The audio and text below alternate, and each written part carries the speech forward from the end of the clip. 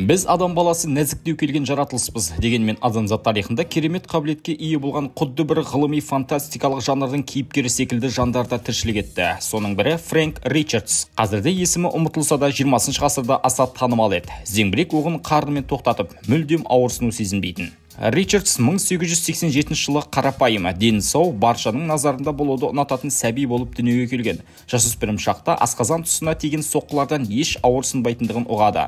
Ол ешқашан спортпен айналысып шынықпаған. Демек туылғалы іш бұлшықеттері мығым, кез келген соққыларды қаймықпай қарсы ала алады. Баршаға Миннеаполисте, яғни туған қаласында жүріп танылды. Мұнда қарша жауған соққыларға төтеп беріп, бір селкетпей бүкіл Канзас штатының назарын өзіне аудартады. Тіпті Фрэнк күніне 1000 соққы алса да, ішінде бірде-бір көгерген аймақ байқалмайтын. Оның ғажаптығы осында. 1900 жылдардың басында ол циркке қосылып, бүкіл құрама штаттарды аралап гастроль жасайды. Қарнына зіл балғамен көптеген соққылар жұмсалады. Циркте бірнеше жыл жұмыс істеп болған соң, Американы енді жалғыз аралап, соло турне жасауды ұйғарады. Сол уақыттары ол барша америкалықтарға өзінің керемет қабілеті арқылы танымал болып үлгерген еді. Трюктері барған сайын қауіпті, әрі ауырлай түсті. Адамдарды ішіне секірте бастады. Бақ өкілдерін ауыр салмақты боксерлардың Фрэнк ішіне қарай өте қатты соққыларды жаудыртуы таңғалдырды.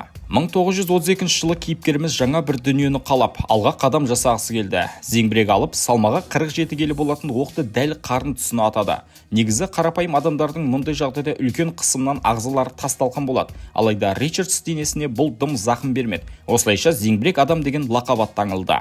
Мыңдаған адам күн сайын жиналып Ричардсты тамашалайтын. Себебі зеңбірек оғын асқазанымен тосып алатын жан бар дегенге ешкім сенбей, тек көзімен көрсе ғана алатын. Нью-Йорк Таймс тілшісіне берген сұхбатында Фрэнк зеңбірек оғының жылдамдығынан расымен де ауырсыну сезінгендігін айтады. Бірақ адреналинді қатты ұнатуы оның бұған төзе білуіне себеп болыпты. Сондай-ақ күніне бұл трюкті 2 мәртеден қайталап отыратындығын жеткізеді. Қалың көпшілікке деген махаббаты оның бұл ісін тоқтатпай жалғастыруына үлкен түрткі болған.